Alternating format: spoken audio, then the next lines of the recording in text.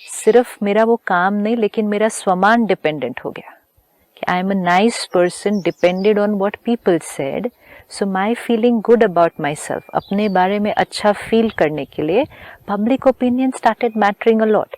और अभी जैसे आपने कहा, छोटी छोटी चीज़ों से लेकर, अगर हम रोज़ ये भी सोचे कि सुबह जब हम अपने कबर्ड से अपना कपड़े निकालते हैं कि क्या पहन कर जाना है, तो उसमें भी बैक ऑफ द माइंड पर यही एक थॉट होगी कि लोग क्या कहें। हाँ, what is it that is approved by society, या what is it that everybody likes. मेरा स्टाफ भी ऐसा हो गया, कॉलर मुड़ा हुआ था, पहन के जा रहा हूँ, नहीं सर मैं बस आप उतारिए। मैंने कहा मैं जा रहा हूँ, मुझे कॉलर कौन देखे। नहीं नहीं, मैं बस 2 मिनट में आपको इस्त्री कर दो ना, ये बड़ा मुड़ा हुआ है। उसको इतनी भी तकलीफ है।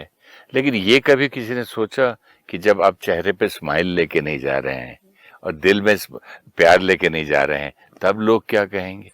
क्योंकि हमारी खुशी जितना बाह्य चीज़ों पर डिपेंडेंट होने लगी, हमारी रिस्पेक्ट जितना बाह्य स्टेटस पर डिपेंडेंट होने लगी, तो हमने सोचा लोग हमें जो प्यार और रिस्पेक्ट देंगे, एक्सेप्टेंस देंगे, वो किन चीज़ों के लिए देंगे, जो हम पहनते हैं, खाते हैं, कैसे हम चलते हैं, क्या हम जीवन में करते हैं। तो सारा फोकस बाहर की चीज़ों पर हो गया, विच डजंट मीन कि हमें वो यूज़ नहीं करनी है।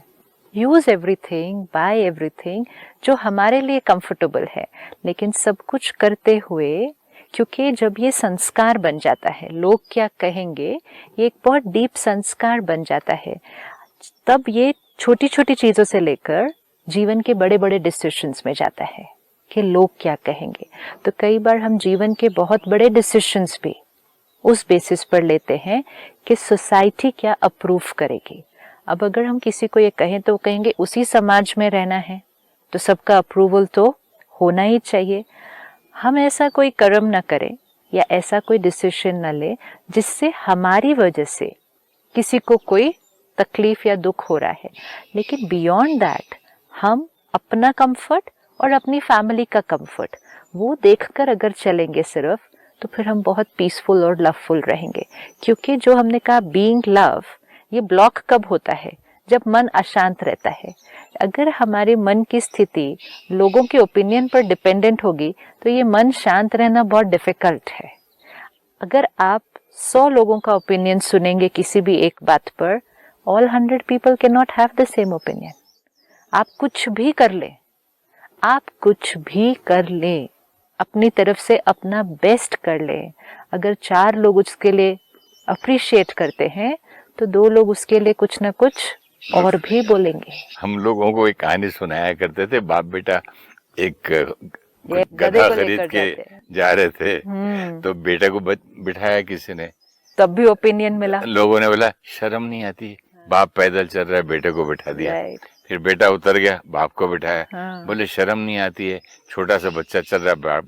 फिर दोनों बैठ गए, बोले शर्म नहीं आती, एक गधे पे दोनों बैठ गए। सी स्टोरी में मैसेज कितना है, हम सब ने पढ़ी, हंसे भी, सही है। और फिर हंसने के बाद क्या किया उस कहानी के साथ, उस स्टोरी का इतना पावरफुल मैसेज था कि आपने कोई भी कॉम्बिनेशन यूज कर लिया, जितने पॉसिबल कॉम्बिनेशंस थे between father, son and the donkey, जितने कॉम्बिनेशंस थे आपने सारे कॉम्बिनेशंस यूज कर लिए, तब भी कोई ना कोई था कुछ कहने के लिए।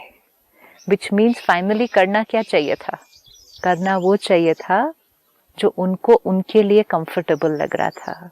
ये हमारे जीवन के लिए एप्लीकेबल है।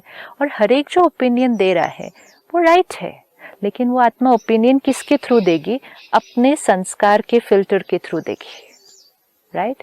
अगर जैसे आपने कहा मर्सिडीज में नहीं गए तो कोई, अब मर्सिडीज में आप नहीं गए अगर, तो कोई कहेगा इतने बड़ा फैमिली होके इतनी सिंपल गाड़ी में आए, वो अपने संस्कार से ओपिनियन दे रहे हैं।